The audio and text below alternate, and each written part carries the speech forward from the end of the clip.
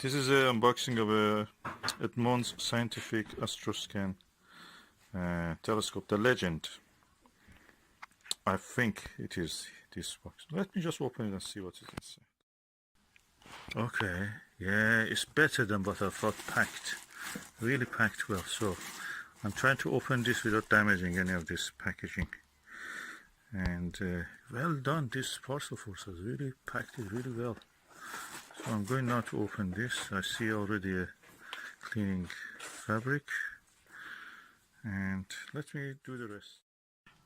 Okay, it's emerging now from here. Okay, I can see now the whole package can be extracted from here. That's the telescope.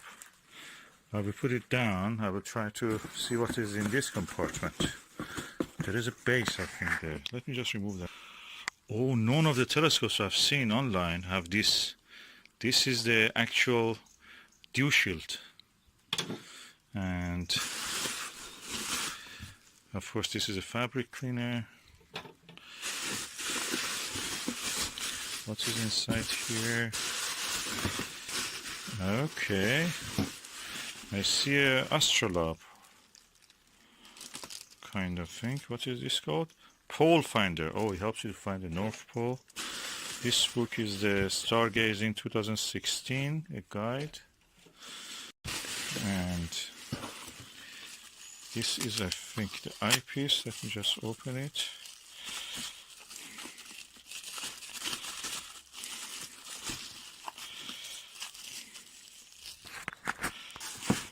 That's the eyepiece with the ring. This is a puzzle eyepiece. Oh yeah, Edmund Scientific puzzle.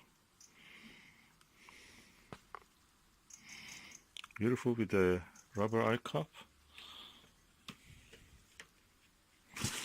What is this?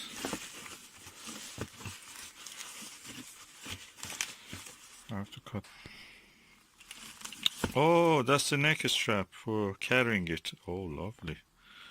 Good quality. It has all the things that comes with it. And what we have here? Oh, red dot viewfinder. It must be one of the latest ones. It has a red dot viewfinder. Maybe 2000, post 2001. Yeah, it is after 2000. So it is one of the latest, so the mirror must be like new. Okay.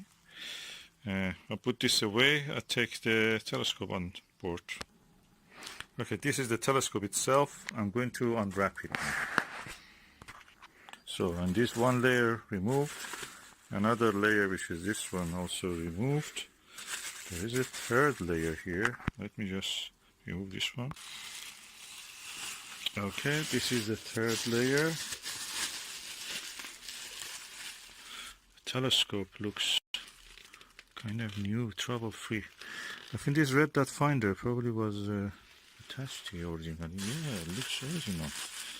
There is no damage to the seam, so it must be one of the later ones. It has been saved in a sunny place, so the paint of this part has gone. It's written important. Warning, never look at the sun through your telescope. Telescope. Concentrated sunlight can blind you in seconds. Yeah, thank you for this warning. And let me just remove the whole thing from inside and see how it is. Okay, that's a beautiful telescope. It's coming out. And now I will remove the whole wrapping and put them somewhere safe. Now I have the stand. This is one of the cleanest I've seen of the Edmund Scientific models. Okay, this is the Edmund Scientific telescope. It's really elegant, smooth movement, even at this level, horizontal level, it stays there. So let me remove these tapes and try to look through the important part, which is the mirror.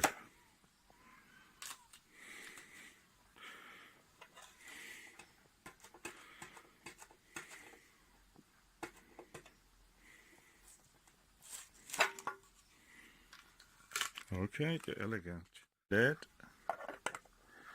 It goes over here, and then it shuts.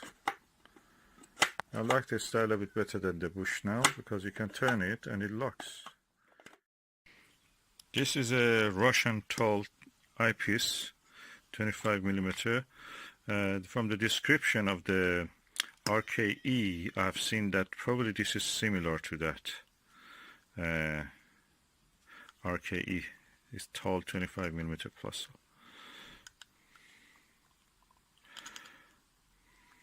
Okay, look at it. Now I'm going to put it on the telescope focus holder. Eyepiece holder, I should say. Okay, I'm excited. Okay, this is the focuser. Okay, fits there. That's great. I'm going to remove this cap. Let's look through it to something nearby.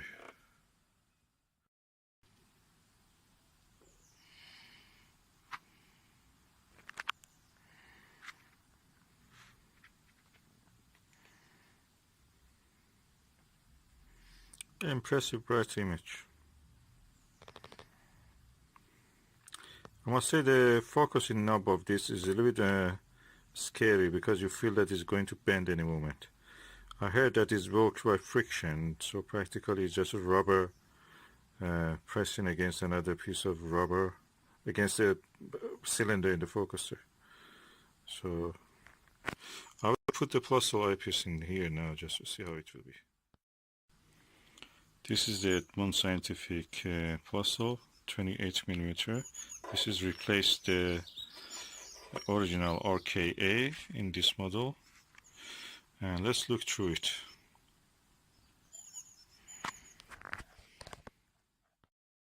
As you can see, because there is no edge on the eyepiece, I put the eye guard, rubber eye guard, and now I'm going to look through it.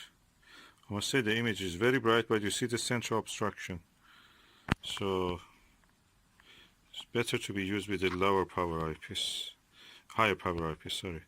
20 millimeter, 22 millimeter probably will do well.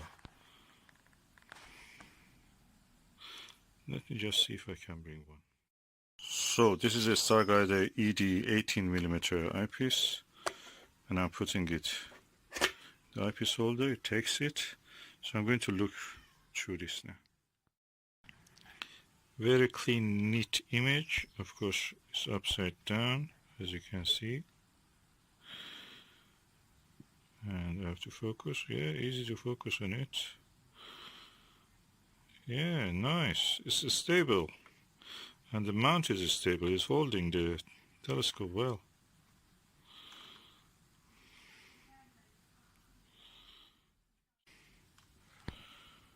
Really good, impressive telescope.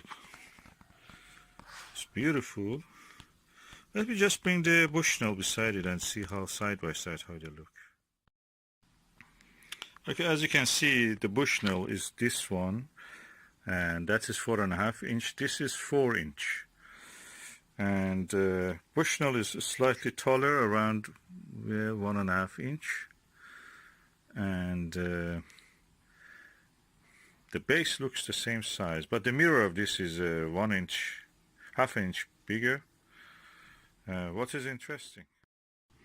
Okay, I will do side-by-side comparison in a later video. I've shown you how the image looks. I've shown also in the past how the image of this one looks. So you can compare from that. But at the moment, I just want... Another difference is that for the focuser, you have a screw here. It holds the eyepiece. This one, no, doesn't have. So if it may get knocked down. So you must find a way for that. This one takes easily. So another two differences.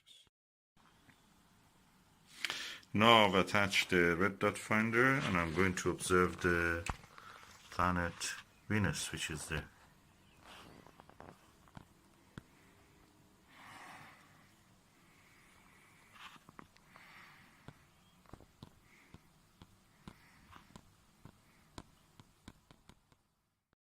Okay, I have used its own Edmund Scientific Plusle 28 millimeter. I've used this Lantanium Soligo 2.5 millimeter long eye relief eyepiece. This is actually a Vixen. And now I'm using the Olivan zoom lens, and I can say this is really good. I really recommend this. And now I have zoomed on the highest magnification 60 times, which is capable of, and I can see the planet Venus phases with this. I must say the mirror of this telescope, what I found in the autofocus when I looked at the way that the secondary mirror image in the outline of the star, I can say that this is slightly off the collimation. It's not much, but it is. You can see it. And the thing is that in this one, in the Astroscan, you cannot collimate it. The mirror cannot be collimated, the main mirror, primary mirror. But in the Bushnell, you can actually collimate that. Well, anyway, that's the way it is.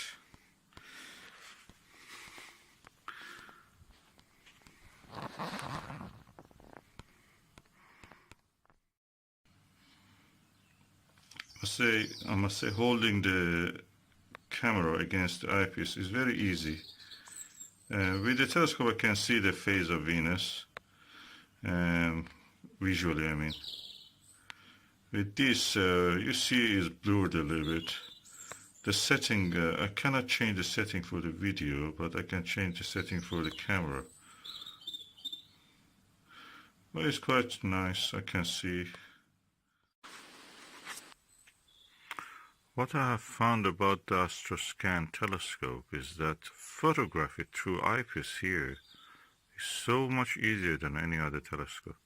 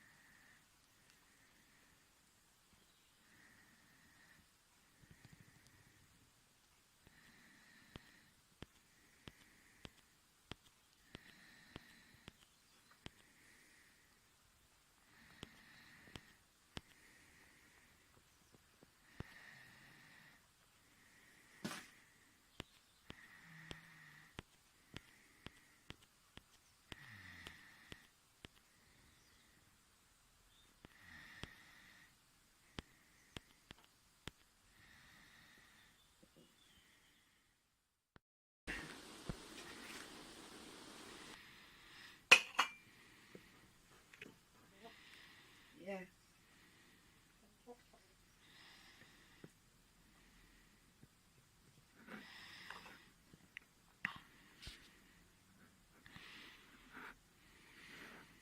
This is a blackbird, the bird which has a beautiful song.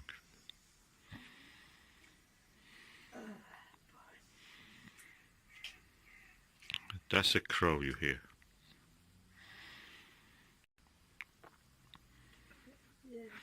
I think in many languages it has different names. I think they call it tuka in Caspian Sea region in Persia,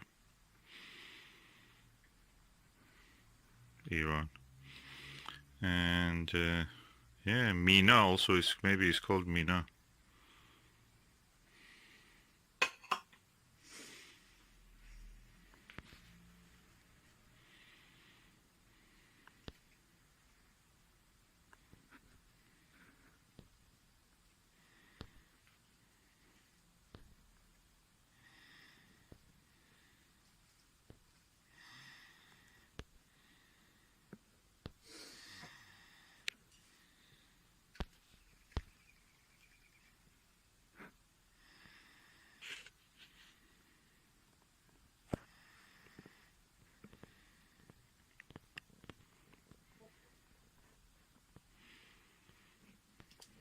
I'm using the Astroscan 2001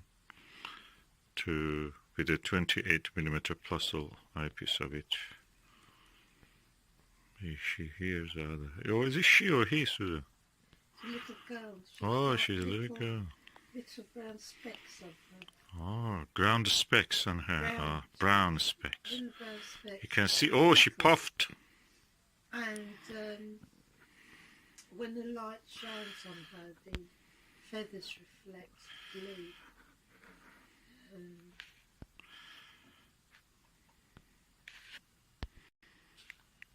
You can see the reflection of the feathers,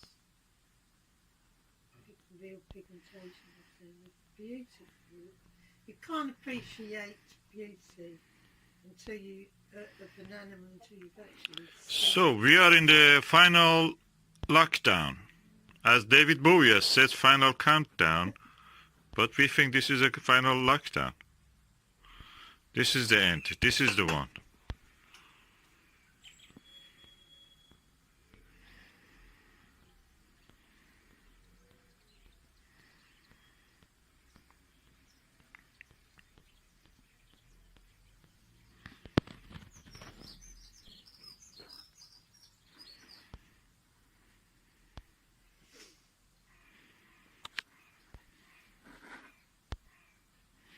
She's looking for the source of the sounds.